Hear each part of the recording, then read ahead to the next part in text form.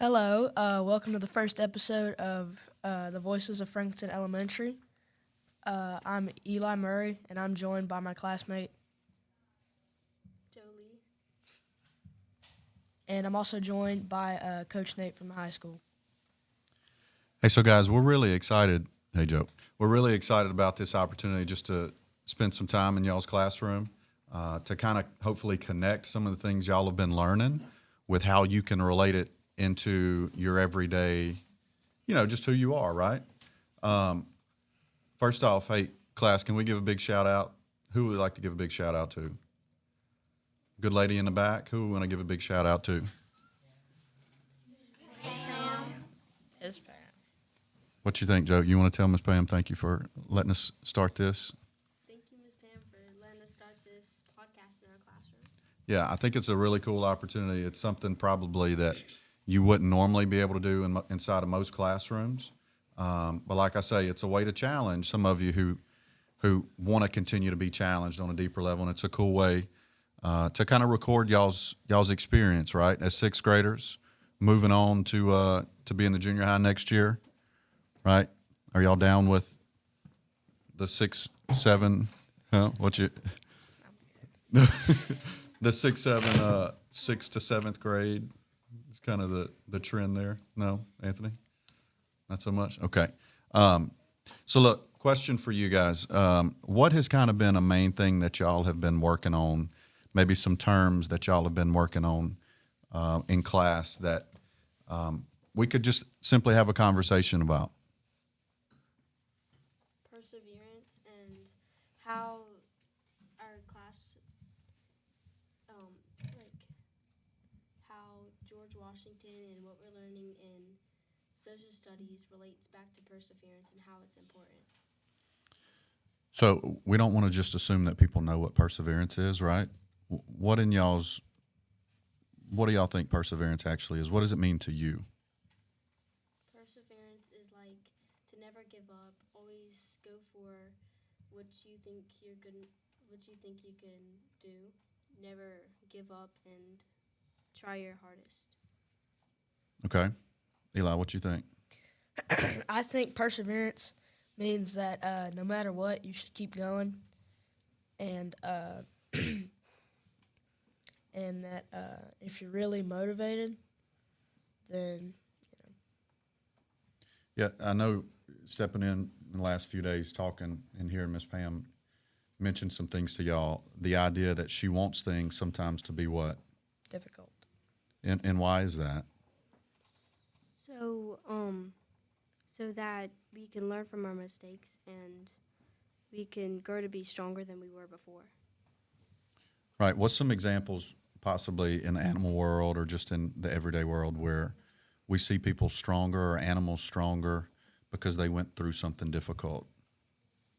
And if y'all don't have an example off the top of your head, maybe you can ask one of your classmates from the audience.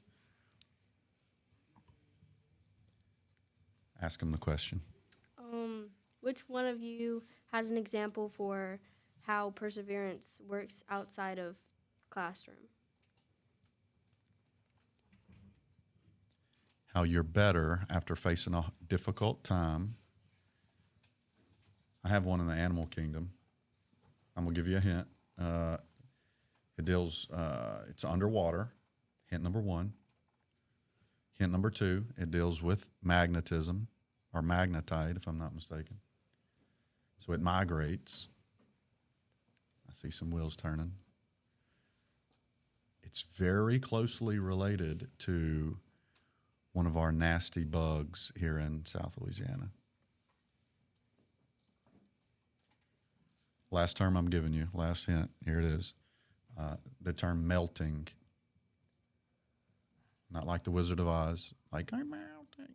Eli, can you give me that? I'm melting, like the Wicked Witch. All right, who we got? Who wants to take a guess? What am I talking about? Mosquitoes. Oh, there's a lot of them here, though, right? Mosquitoes. There we go, Tatum. So a lobster, again, it outgrows its shell, right? It's vulnerable for a time, but then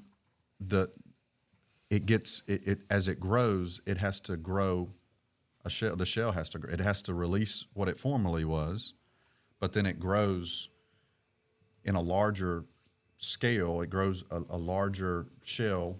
What is that, an exoskeleton? What would that be, smart people? Yeah. I think so. Hermit crab could be another one. That's Tatum, you're front row for a reason. That's right. So y'all were talking about George Washington. How was George Washington resilient? I guess so. In the battle for Fort Duquesne, he failed miserably, to say the least. And instead of going down in history as a giant failure, he joins. He doesn't lead it, but he joins the battle for it again as a colonel, and then he leads the surviving soldiers to safety after they marched through the forest, even though the French had guerrilla warfare. So is this is after our country was founded? Is that correct? No. Okay, so our country had yet to be founded. So the founding of our country, you think it was pretty important? You think it was pretty important for our founding fathers and the people that led early on to be resilient, right?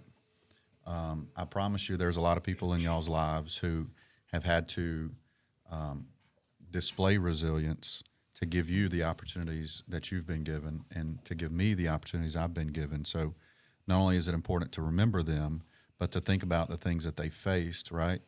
Think about the things that they faced to give us these opportunities.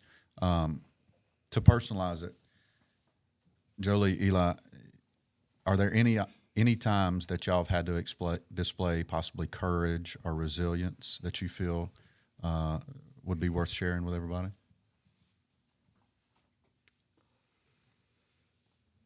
Don't be afraid to have a little courage now. Hey, and that's the thing. I think a true sign of strength is being a little bit vulnerable, right? That lobster is a little bit vulnerable while that exoskeleton is growing back, right? Things that you guys share on here, it doesn't mean you share your deepest, darkest, but it does mean, like, hey, look, I'm not perfect. I've gone through things as well as an adult. I've gone through and grown through things, right? And you need to realize that the adults in your life, I'm pretty certain they don't expect you to be perfect. They want you to experience, like we said at the start, some difficulty, but for you to realize the purpose in that difficulty. And that purpose is to grow you. So are there any experiences possibly, could be moving, it could be school related, it could be friendship related, maybe sports related, anything like that you guys would have?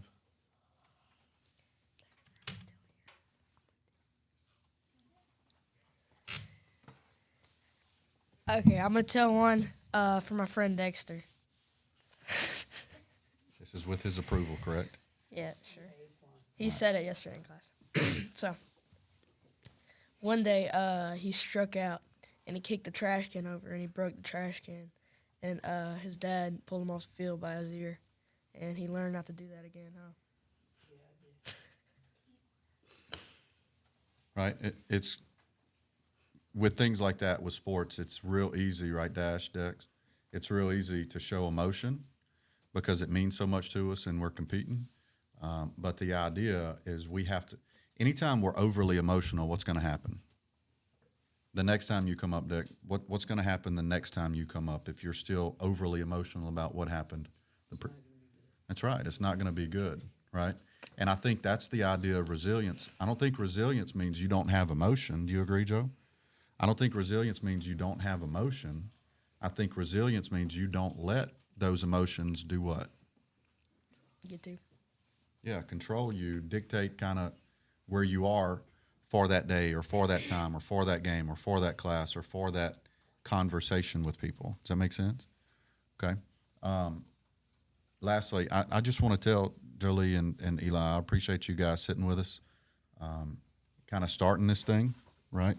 I know it's not easy necessarily sitting in front of your classmates and all eyes on us, right? But I think as this thing grows and we continue to do it, that you guys will really just enjoy it and, just like I say, enjoy being a student, enjoy being curious, enjoy learning new things, and experiencing new things that maybe you didn't have the opportunity to do previously. Cool. You got anything parting words, Jolie?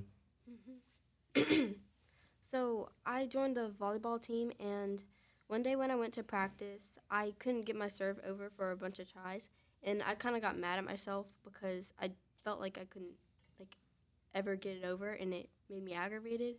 So I went home and I practiced, and I took advice from my friends and my sister, and the next time I went to practice, I got it over every time, and I was happy and excited and proud of myself that I could work that hard and get over my challenge. I got one. This was recent. One day, I think it was like 2 days ago, I was trying to fish for some reason, and I had no bait, so I tried to use cheese, and it didn't work. It kept falling off. And I found these like frozen solid hot dogs in my freezer, and I used those, and I caught a fish at the end. Man, talk about resilience, right? Huh? Yeah, I guess. Those catfish must really love some cheese, I guess, and some hot dogs. So look, Jolie, will you send us off? Episode 1, will you send us off? Give it a go, girl. Thank you for joining us at the Voices at FES, and we had so much fun in episode 1. Join us back in episode 2 next week. Perfect. Peace, guys.